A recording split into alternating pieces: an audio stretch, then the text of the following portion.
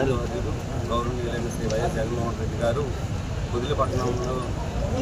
కుదిల్లోని ఈ tobacco board సెంటర్ని visit చేయడం జరిగింది.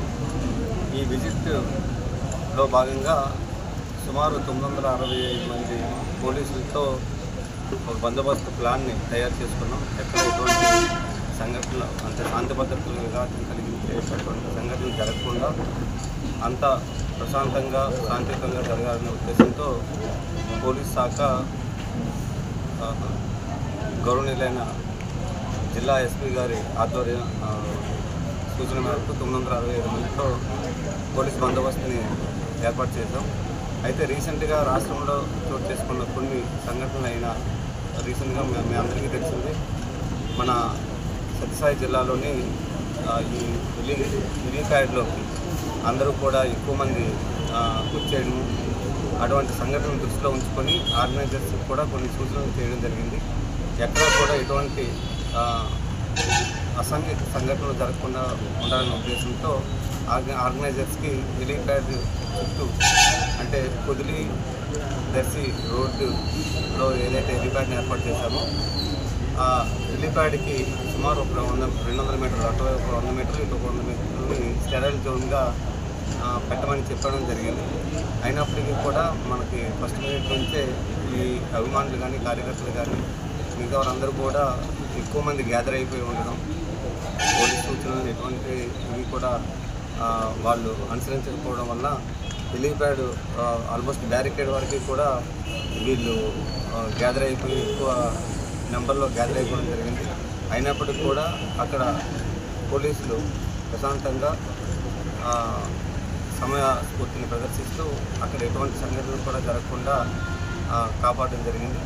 అదేవిధంగా అక్కడి నుంచి మార్కెట్ సెంటర్కి ర్యాలీగా వస్తున్న దీంట్లో రోడ్డు మార్గంలో రీసెంట్గా ఒక టీవీ ఛానల్లో రాజధాని అమరావతి రైతుల మహిళలపై చేసిన వ్యాఖ్యలకు నిరసనగా కుదిల్లోని మహిళలు ఒక నిరసనలో ఏర్పాటు చేయడం జరిగింది.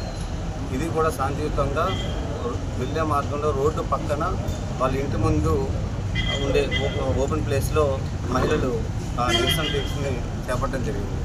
అయితే ఈ ర్యాలీ వస్తున్న క్రమంలో ర్యాలీలో ఉండే కొంతమంది వ్యక్తులు ఏదైతే రాజధాని మహిళలపై అనుచిత వ్యాఖ్యలకి నిరసనగా చేస్తున్న నిరసన దీక్ష ఏదైతే ఉందో 2 సెంటర్లలో పెట్టడం జరిగింది.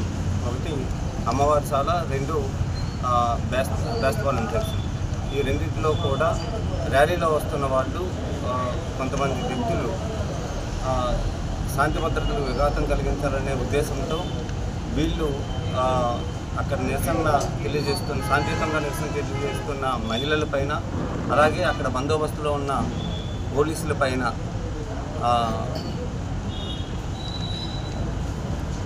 చెప్పులు, వాటర్ బాటిల్స్, అలాగే రాళ్ళని కూడా రాళ్ళతో దాడి చేయడం జరిగింది. ఈ దాడిలో అక్కడ ఉండే మహిళలు ఒక 2 మహిళలు, ఒక మేల్ పర్సన్ కూడా ఇంజూరీ అయ్యారు సివిలియన్. అలాగే అక్కడ ఉండే దీంట్లో ఉండే పోలీస్ పర్సన్స్ కూడా ఇంజూరీ అయ్యారు. మన డిఎస్పీ దర్శి గారి పైన కూడా చెప్పుతోటి కొట్టడం జరిగింది. సో వీళ్ళందరినీ కూడా ఐడెంటిఫై చేశాము. అలాగే ర్యాలీ మనకి టొబాకో బోర్డు సెంటర్కి వచ్చిన తర్వాత టొబాకో బోర్డులో ఈ రైతులు ఏదైతే పండించుకునే పొగాకు ఉంటుందో దాన్ని బేర్లుగా కట్టేసి ఉంచుతారనమాట. సో ఎక్కువ మందిని గ్యాదర్ చేస్తే, ఎక్కువ మంది అక్కడ గ్యాదర్ అయితే మళ్ళా ఆ పంటకి నష్టం కలుగుతుంది, దాని యొక్క క్వాలిటీ తగ్గిపోతుంది, డ్యామేజ్ అవుతుంది పంట అనే ఉద్దేశంతో ఆర్గనైజర్స్కి ముందుగానే చెప్పడం జరిగింది. రిస్ట్రిక్టెడ్గా మళ్ళా ఆ పంటకి నష్టం కలుగుతుంది, దాని యొక్క క్వాలిటీ తగ్గిపోతుంది, డ్యామేజ్ అవుతుంది పంట అనే ఉద్దేశంతో ఆర్గనైజర్స్కి ముందుగానే చెప్పడం జరిగింది. రిస్ట్రిక్టెడ్గా కొంతమంది వ్యక్తులతోటి, రైతులతోటి మీరు చేయండి అనేసి చెప్పడం జరిగింది. దాన్ని ఫస్ట్ ఊరుకుంటారు. బట్ ర్యాలీతో వచ్చిన వాళ్ళు కానీ ఎవరు కూడా పోలీస్ సూచనలు పట్టించుకోకుండా బలవంతంగా అక్కడ బందోబస్తులో ఉన్న పోలీసులని నెట్టుకొని లోపలికి రావడం జరిగింది. అలాగే బందోబస్తులో ఉన్న అక్కడ పోలీసులపైన కూడా దాడి చేయడం జరిగింది. దాంట్లో భాగంగా అక్కడ కానిస్టేబుల్స్ కూడా గాయపడ్డారు.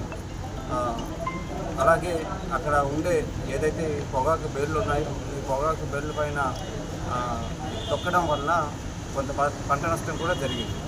పంట నష్టం తగ్గి దాని యొక్క క్వాలిటీ అనేది డ్యామేజ్ అయింది. సో ఈ యొక్క అంటే శాంతి భద్రతలకు విఘాతం కలిగించే ఉద్దేశంతో ఎవరైతే మహిళలని కూడా చూడకుండా మహిళల పైన అక్కడ బందోబస్తులో ఉన్న పోలీసుల పైన దాడి చేశారో, అలాగే రైతులు తెచ్చుకున్న ఈ పొగాకు పంట ఏదైతే ఉందో ఆ పొగాకు పంటని దాని యొక్క క్వాలిటీని డ్యామేజ్ చేయడానికి ప్రయత్నించారో వాళ్ళందరిపైన కూడా చట్ట ప్రకారం ఈరోజు పోలీస్ శాఖ చర్యలు తీసుకుంటుంది. ఆల్రెడీ దీని మీద కేసులు రిజిస్టర్ చేయడం జరిగింది. రిజిస్టర్ చేయడమే కాకుండా వీడియోలని అన్నింటినీ కూడా క్షుణ్ణంగా పరిశీలిస్తూ ఎవరెవరైతే దీంట్లో పాల్గొన్నారో వీరందరినీ కూడా ఐడెంటిఫై చేసి వాళ్ళని ఈరోజు 9 మందిని అరెస్ట్ కూడా చేయడం జరిగింది. అలాగే మిగతా వాళ్ళని కూడా చూస్తున్నారు, ఐడెంటిఫై చేస్తున్నారు. వీళ్ళందరిపైన కూడా పోలీస్ శాఖ కఠినమైన చర్యలను అయితే ఇనిషియేట్ చేయడం జరిగింది. దీంట్లో భాగంగా మీకు చూపెడతాము.